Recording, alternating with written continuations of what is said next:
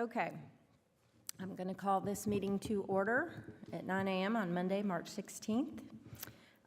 We need to consider allowing remote participation for Mayor Barbara. All in favor? Aye. Aye? Aye. Oh, So moved. okay. Sorry. All right, now we'll do. This is a remote participation. All in favor? Aye. Aye. All opposed? Okay. Adoption of the previous minutes. Can I have a motion? So moved. All in favor? Aye. Aye. Okay, motion passes. Presentations. What'd I skip over? You skipped over adoption of the agenda. Oh, excuse me, I'm sorry. Adoption of the agenda. May I have a motion? We had a couple You were going to move some things. Oh, I make a motion, we move items J2, J3, and J4 NK2. to NK2. NK2 to the consent agenda. Can I have a motion? Oh, that was a motion. Okay, all in favor? Aye. Aye. Aye. Any opposed? Okay, motion passes. Presentations, Austin. All right. Since Mayor Barbara Was there anything on E? joined us. Well, there's Hunter. I don't think so. I mean, unless somebody has them. All right.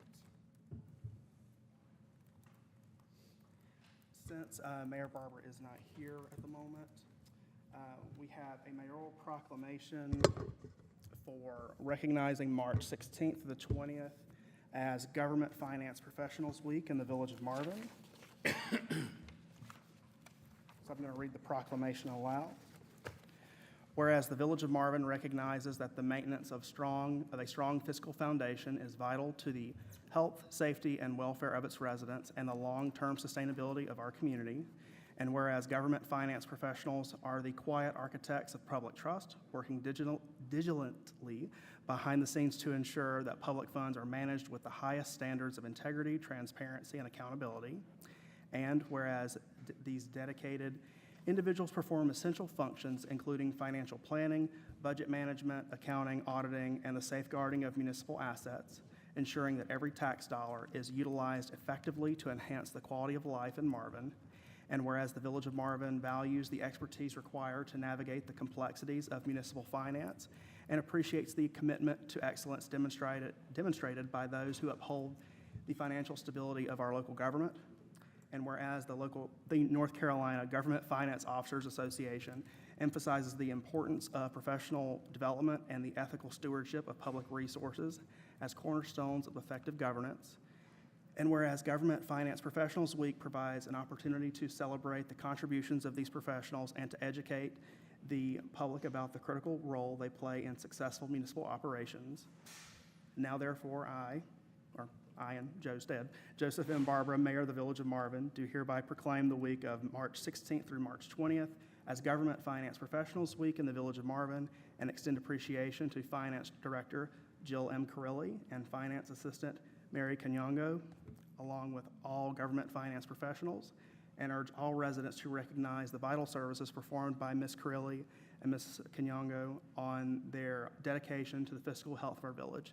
In witness thereof, I have hereto set my hand and caused the seal of the Village of Marvin to be affixed the 16th day of March 2026. Yay! All right. A whole week? Yay! You get the whole week off now. Oh, I wish. Although I would like nicer weather if that was the case. Okay, so can I have a motion to move to closed session? Do you need to read something, Austin? I can read it, yep. To recess into closed session per NCGS 143-318.11A13 for review of closed session minutes and to consult with an attorney to preserve the attorney-client privilege and to give instructions regarding Chris Victoria Comiskey v. Village of Marvin / Kim Vandenberg, 25 CV 000445890 and 3:25-CV-00087-F DW-DCK. So moved. All in favor? Aye. All right. I can try again, go faster.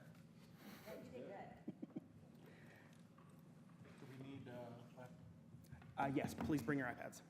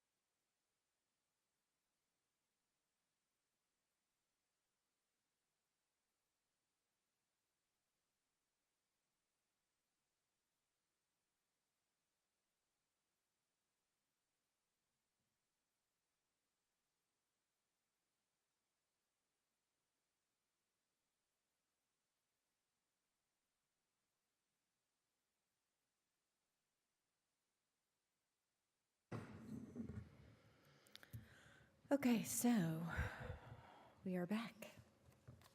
And we're going to go to reports and updates. Managers report. Christina?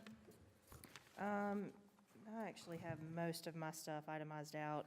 I did want to mention, we did have the Internal Finance Oversight Task Force meet last week. We had a very productive meeting. They've already tentatively scheduled their next meeting. I'll just provide you updates as I get them, but there's nothing really to update at this point other than very good, productive first meeting, and we're looking forward to more. Okay. Planners report. Is that you, Lucas? I'm here. Hey, Dad. Oh, voice from. What's up? How's the baby? Oh, doing great. They're currently sleeping right now, so was able to hop on and be here this morning, but everything's going well. Good. No, just wanted to update you guys and say mainly like starting next week, I should be back in the office at least on a hybrid schedule more, getting back to work.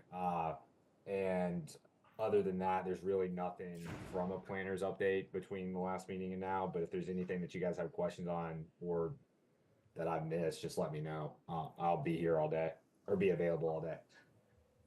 Okay, awesome. Send us pictures.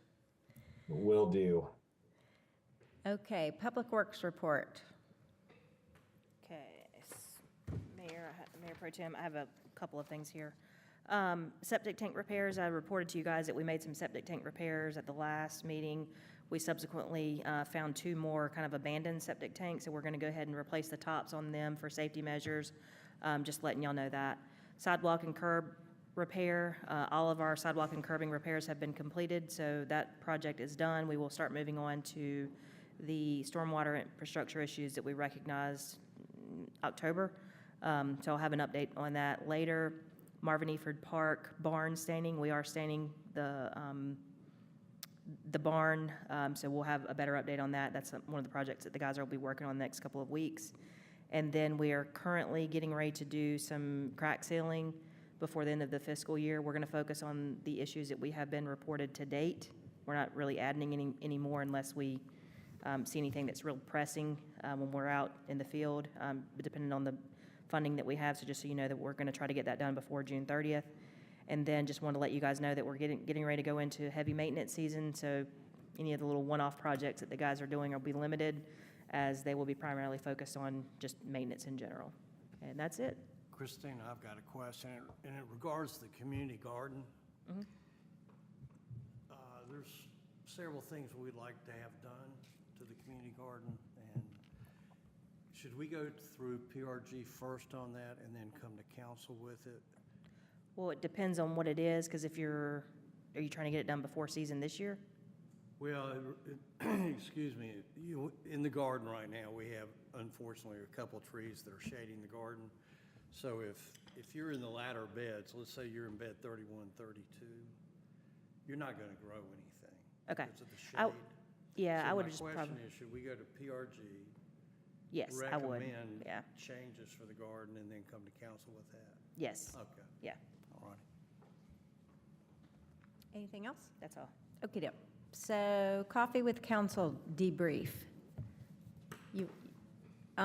Okay, Bob and I were at that meeting. We had 2 residents come in, and they wanted to talk about the newsletter and communications, and just had a few ideas of things that we could do to communicate better.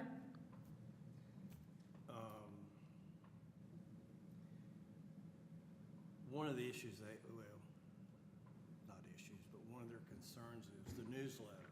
They look at it as a 501(c) propaganda piece. And they would like to see more content that's relevant, i.e. PAL bill.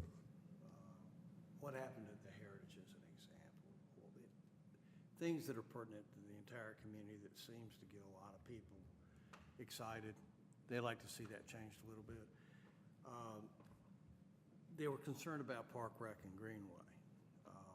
Not that Park Rec and Greenway is not doing a good job, but they would like to see more of a diverse opinion on Park Rec and And they're not suggesting more people, but they would like to see more difference of opinion. They apparently watched the video and they seem to think that there's just this consensus 100% all the time on everything. And they would like to see more diversity of opinion. And then, really, that's it. You know, they talked about community events. They like to see those possibly quarterly. And they're concerned about communication, and Angel and I were trying to think through even there, suggest how we might go about that. I think communication for our entire community is a huge opportunity. We all agree to that. The question is, how do we solve against it? That's the difficulty. We're trying to do it with the HOA presidents' meetings, but getting people to attend so far is challenging, to say the least. I think we had Marvin Creek's very engaged. John comes, you know, our neighborhood comes, Bridle Path's normally there.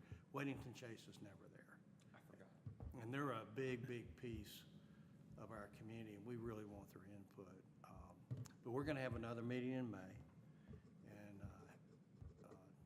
Hunter's gonna do a presentation on tree canopy, the importance of the tree canopy, how Marvin looks today versus maybe what it looked like in 1980 and 1990, so on and so forth. So hopefully we'll have good attendance, but we're working to try to get that up and running. So hopefully we'll address some of their concerns on communication. But that was about it as far as I remember. Quick note as far as communication goes, we are refreshing the newsletter. The next edition will look different, and we'll have more helpful Marvin information on the first page, and we will occasionally have a featured story.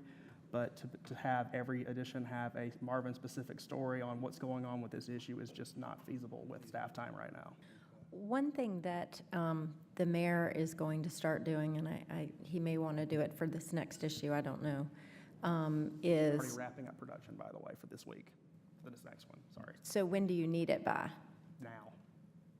I will call him. Is to kind of, at the end of each quarter, kind of do a wrap-up of things that council has accomplished in that quarter. So residents, if they don't watch the meetings or if they don't know, you know, a lot about what's going on, we may be able to put it in the newsletter. We may just email it to residents if we can do that. I don't know. Well, I think I'd like to comment. I think that's a great idea. And I think that would be appropriate for the HOA president's meeting. as Yeah, well. yeah. So hopefully they disseminate that information, Angel. But, yeah, I think that's a terrific idea. Yeah, okay. This one is already running long, so I might want to push it to the next one, which would be the first Friday in April. Okay. I'll tell him. Okay. All right. So if nothing else, we're going to go to the consent agenda, and if there's no discussion, can I have a motion to pass? I make a motion that we adopt the consent agenda as it was amended. All in favor? Aye. Aye. Any opposed? Okay, passes. Unfinished business, discussion of communications guidance for media requests. Mayor Pro Tem, Council, you all had discussed at your last meeting a proposed policy for communication guidance. I think the instruction at the time was to go back to the drawing board and revise it slightly, and so I did so and worked with the mayor and Mayor Pro Tem on the suggested language changed, which is in your agenda packets. I do want to make sure it's clear that this is not a policy. This is just general guidance information. So we will share this information. We'll have to figure out how we're going to weave it into board members as they're updated and replaced, and, you know, board changes so that they can see this guidance. Staff will follow this guidance, and we just respectfully ask all of you all to follow this guidance as well. This is, like I said, not a policy, but it is just recommendations for how to handle media outreach. Any discussion? Okay. Any questions at all? I'm not asking for approval. It's not, like I said, it's not a policy, so I don't need any approval. It's just if you guys like it, it's there, please follow it kind of thing. Okay, great. All right, thank you. Discussion and consideration of reallocating funding in the Parks and Rec budget for, Sorry, we moved that to consent. oh, we did, sorry, okay. I You- forgot to We move that did, one that's here. right. Okay, so are we on K4? Did that move to, right? You're on to, we already did, we signed up for coffee of council before the meeting, so you can skip that. you Okay, can go so to private- K2. Public-private, yeah. Okay, so discussion of public-private K3. partnerships. Public-private partnership? We're on K3. K2? Yeah. I have K3. Sorry. Well, I moved stuff this morning, so. Oh. K2, Sorry. K2 is public-private partnerships. Yeah, sorry, that was my fault. Are we talking about this or no? Yes, we are. Okay. I'll take this, Mayor Pro Tem. So we had some discussions at the retreat for public-private partnerships. We had very vague conversation, but from that conversation, the mayor and I have met with both Weddington and Waxhaw to look at some potential interlocal agreements for various things. So we're still working at that at a staff level. It's not going to be anything that likely affects next year's budget, but it is something we will continue to work on with potentially doing an interlocal agreement to maybe provide some services to Weddington, like, lawn maintenance, grass, kind of stuff. We are looking to receive benefit from Weddington in a sense of maybe them doing some of our crack sealing, any of our sidewalk repairs, just various things that we generally do in Public Works that we contract out. So we're kind of looking at the capacity of both us being able to, do some stuff for Weddington, and then Waxhaw being able to do some stuff for us in an interlocal agreement. Could save some money in the long run, and so we will continue to explore that, and just wanted to let you guys know where we're at with those. That's pretty much the gist. That's for interlocal agreements, and that's not public-private partnership. No, it's not really private. It's more public, but Okay. there's nothing that we have done on the public-private partnership side of things. I don't know if you guys have any recommendations on the private side, but we didn't really know where that direction was going on private. Yeah, let me just kind of explain what my thinking was on it, because I think I brought it up. Public-private partnerships can be anything from, putting in a swing set that, there's a contribution from the public side and from the private folks that would come together and put in a swing set at Redford Park, to, putting in a toll road. So I think we're probably more on the former side of that. And I think, too, that as we, think about those kind of public-private partnerships and where we can, draw on the generosity of the Marvin public, I think that it would be probably most likely something that would come, through a park or something like that. So what I'm thinking is it may make sense to kind of discuss this probably with PR&G before we bring it up to Village Council, because I think it's probably the most likely home for it at the end of the day. So maybe we can do something, and I'm happy to make that pitch to PR&G and kind of get their thinking on it, because ultimately it could be something where we set up some kind of 501c3 that does sort of beautification for Marvin or something like that. At least that's what I have in mind. I think there's other folks that have better ideas out there, but that was the general idea. So why don't we, staff can maybe assign you to a future PRG Yeah. meeting? We'll chat offline on that. Sounds good. Okay, anything else? All right. Discussion and consideration of civility statement for advisory boards. I'll take this one. So, as we all know, we signed the civility pledge, and we had discussed having our boards do something similar. And just wanted to have a conversation about how you guys feel about doing that. Something simple. Obviously, they're not taking the course, but Well, that's what I was going to ask, is it's almost kind of unfair to ask them to make a pledge to something kind of without the course, So in the absence of providing a course to them, what would we really be providing? Just the statement itself, or? yeah. Just that's what we've adopted, is just civility, Yeah. setting a civil tone. So, and that we ask our boards to do the same. So, I mean, Yeah, it can be a very simple. I would just want some clarification for them, though, because we did go through a whole course with Yeah. it, to kind of understand that. And, I would say that, there's been a lot of questions recently about civility on our boards, and civility much more than anything we speak of in our code of ethics, which we are required to adhere to. But civility is often much more in the eye of the beholder. So I think to have them do it without any kind of background or guidelines is kind of more difficult. And, you know, the one thing that I want to make sure that we have is just an understanding that, you know, the people on our boards do have the ability to express their opinions Yeah. freely and things like that. So I just want to make sure that we kind of give them at least some guidance if we're going to ask them to Right. do something like that. Maybe, Austin, you and I can get together and craft something that we can bring to another meeting for council to review. I recommend keeping it simple. I agree. So, okay. Thank you. Yep, thank you. All right, discussion and consideration of the Part F grant amendment for educational signage at the Houston Ross Park. So if you guys look through your packets, I sent a photograph of what I'm talking about, if you guys have been able to review it. And basically, it's a sign where we can put information on, you know, the history of Marvin and the people that were involved, and photographs and that type thing. So is that something that you guys might be interested in doing for the park? Yeah, I think we've actually had very similar conversations when we talked about dedication of something regarding the loop with Mike Cognac as well. Yeah.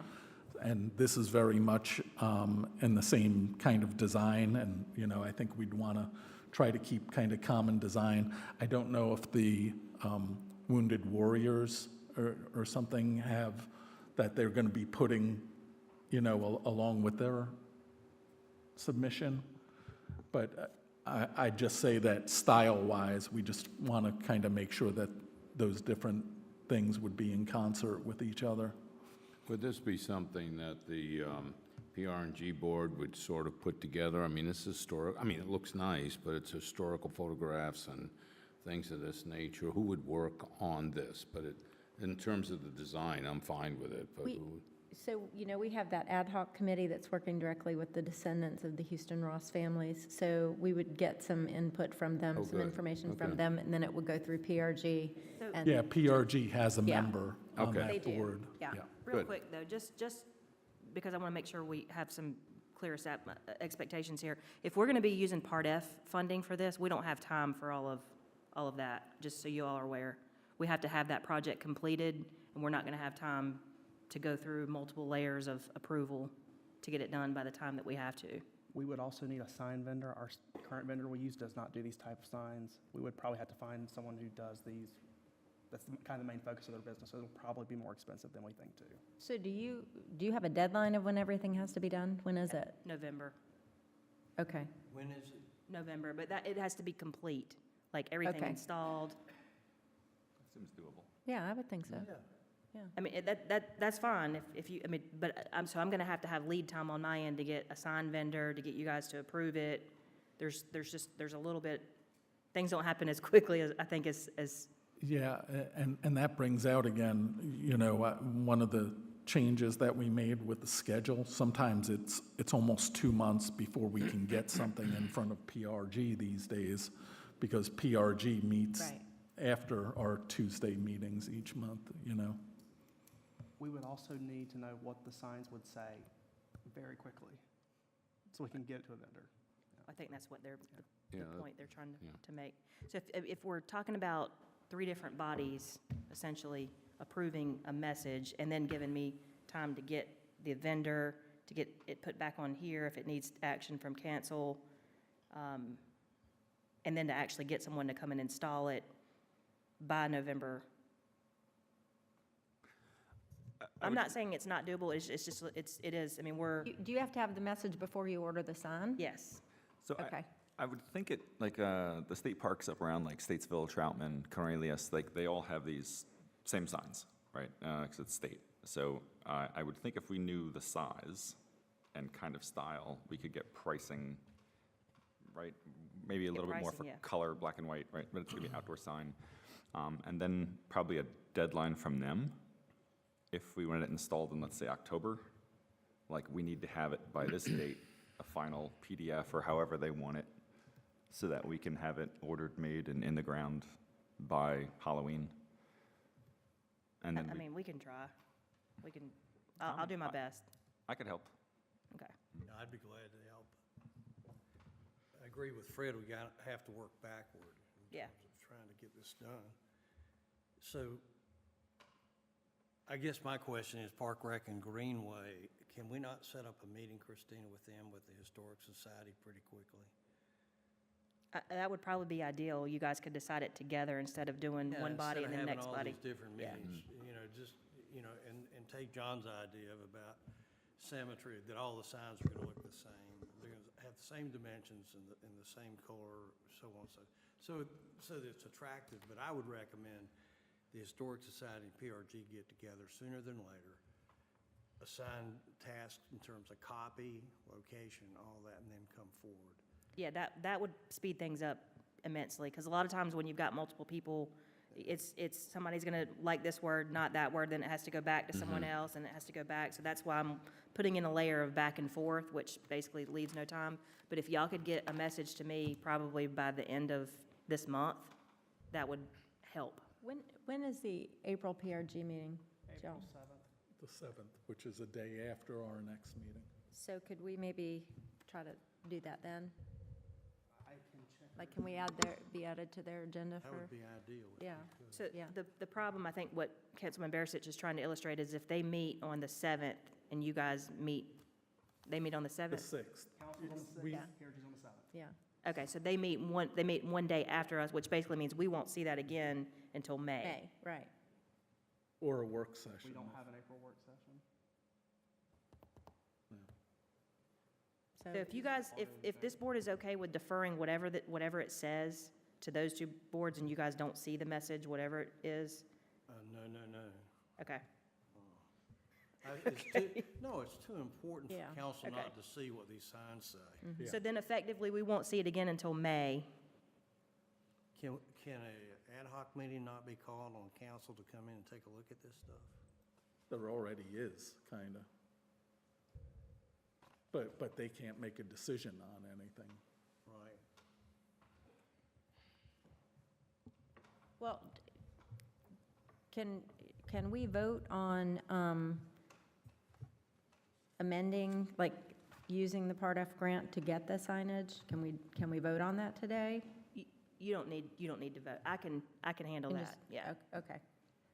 So So, that was my question, is this allowed in our scope of work, or are we amending it? No, And I've already. then, are we I've already- confident we've got the grant money to cover this cost left?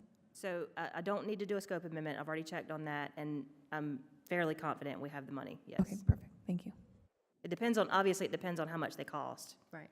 And if they come back with way more than what I've got in my mind, then obviously not, and I don't know, because I've never priced these. Okay. But I think it's okay.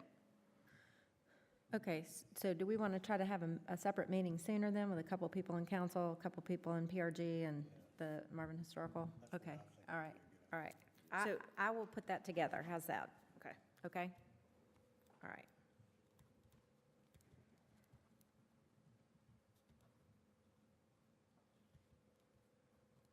All right. Local Community Watch. So Christina and I met with Lieutenant May a week or two ago to talk about a community watch, like a crime watch program. Weddington has created one that's pretty successful, and they've done it through their HOA partnerships, where someone in each of their neighborhoods volunteers to step up as the community watch person for the neighborhood. And basically what he said is that the community watch, what they're looking for are witnesses to things. So if you see something, say something. And, you know, we're looking at doing something like this in Marvin to be proactive. Marvin is a very safe community, but Charlotte does move this way, and so we want to be proactive and try to, you know, protect our neighborhoods from bad people. So we are looking into creating something with the HOAs in Marvin We need to find somebody to spearhead it, and I'm guessing it's going to be me unless somebody else wants to do it. We actually, when the HOA president's meeting was actually much more well-attended, we actually did have a whole presentation that Deputy Swan Oh, great. provided with handouts and everything, because they kind of oversee that program. So they do have programs in place now. It's probably been about 3 years at least.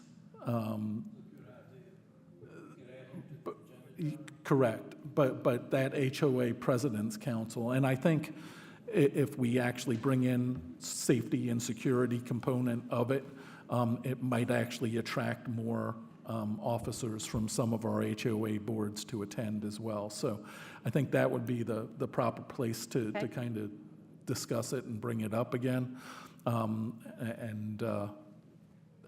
Like I said, Ed had all sorts of handouts. I still have them all back at the house. Okay. And we discussed it as a neighborhood as well, but. Okay.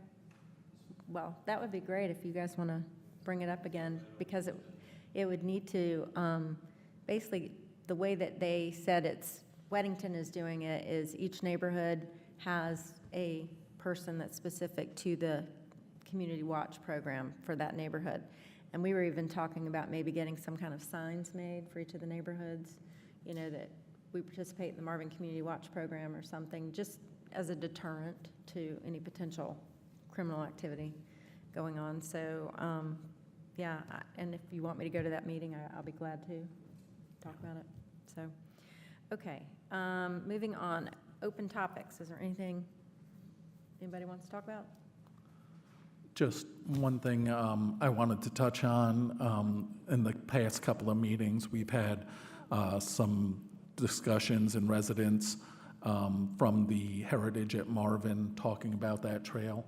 But just to give them an update, because I know it wasn't on the agenda today, but at the last meeting, council did direct PRG to discuss that next and come back to the village with recommendations. So that will be something that will be on the next PRG agenda. Okay. Anything else? Review of action items. Okay, this should be short today. We do have a Heritage at Marvin Trail on the PRG agenda for the next meeting. Christina's going to move forward with the educational signage at the park. Me and Angel are going to work on civility statement for advisory boards. You guys have signed up for Coffee with Council, so you'll get calendar invites from me for that. We're going to work in the media guidance into our onboarding procedures for board members. We'll move forward with the electrical heat upgrades for the Marvinford Park Maintenance Shop. That was on consent. Move forward with Safe Streets for All. I'm working on that RFQ now.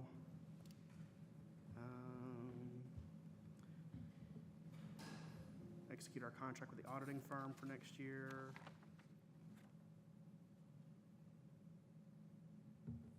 I will send the approved resolution for the Marvin Ridge Booster Club to their president.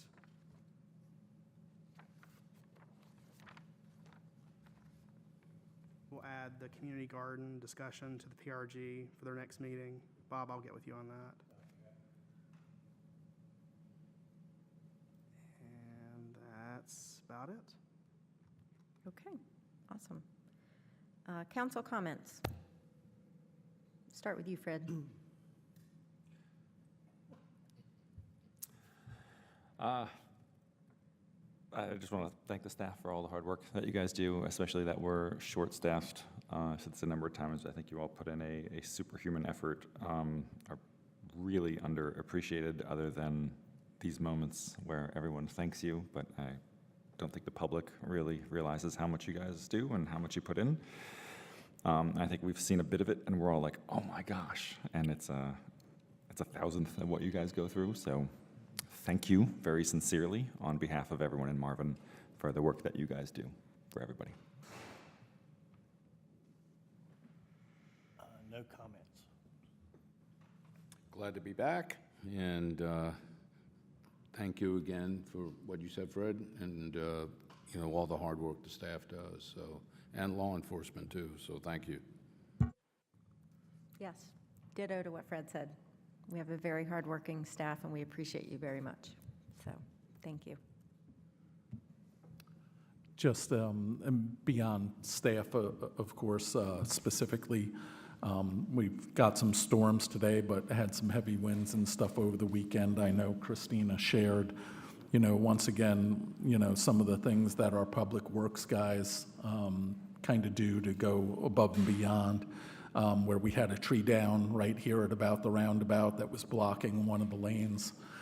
They really jumped on that, you know, within an hour or two. If you wait for the state in the past, you know, sometimes it's that day, sometimes it might be next day. But they were able to clear that back, and they'll continue to work on that, since that is a piece of property that the village does own there as well. So just want to thank the Public Works guys for doing what they do. Of course, Officer Swan also wanted to mention that he's been doing a great job, and our other deputy, of riding throughout the neighborhoods continued. I even got the feedback from one of my neighboring subdivisions as well, that just from a presence standpoint, they're seeing more just drive-bys, even on the end of cul-de-sac roads and stuff like that. And as a public service message for our folks in Oak Brook, Yes. there has been a large issue with when people are coming toward the high school on Waxhaw Marvin Lane and approaching Crane Road. There's a lot of people that are now bypassing the light because they don't want to sit in the long line to take a left. And they are actually doing U-turns in Oak Brook so that they can come back around and make a right, whether they're late for school or whatever. It's been said that they've monitored, you know, what's going on down there. It's not just students, it's also teachers and parents. But it's causing damage to both the curbs, the grass, and other things there. So there will be an increased focus from our deputies to make sure that the no U-turn sign that is there is being complied with. So this is just a public service message to everybody that might be running a little bit late. It might be a lot later if you're noticed taking a U-turn in Oak Brook. So let's be respectful of our neighbors and their properties. Thank you. I just want to say thank you to the staff, and Christina, I think in particular, for making the agendas as efficient as possible. Really, I think it was efficient and effective, so thank you for that. In that spirit, I'm hopeful that, like, as we move into budget season, we'll be, especially since 5 of the 7 of us have not been through a budget, if there's anything we can get in advance to kind of prime us for that, the more the better. I think that'd be super helpful, and we can make those sessions together most effective. So we are wrapping up almost an hour early. So if there's nothing else, can I have a motion to adjourn? So moved. All in favor? Aye. Aye. Thank you. Lunch is in the kitchen, friends.